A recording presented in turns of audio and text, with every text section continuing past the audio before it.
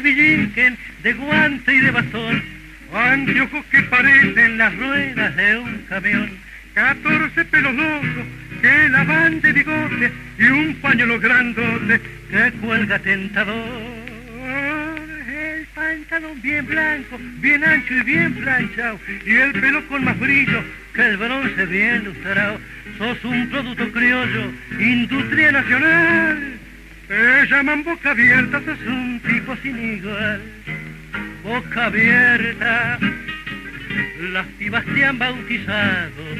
Boca Abierta, ya estás bien catalogado y tu figura de Tenorio a la Violeta causa risa y compasión la pucha que sos mirón, gordo, feo y grandulón.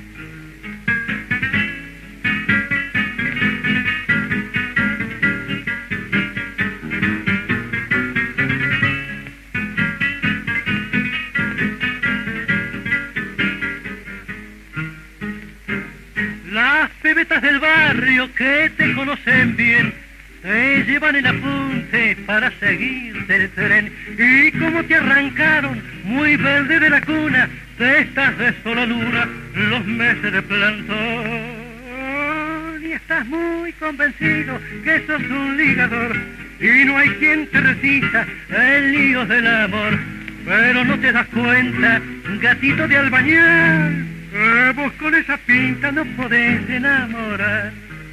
Boca Abierta, las pibas te han bautizado. Boca Abierta, ya estás bien catalogado y tu figura de Tenorio a la Violeta causa risa y compasión la pucha que sos mirón, gordo, feo y grandulón.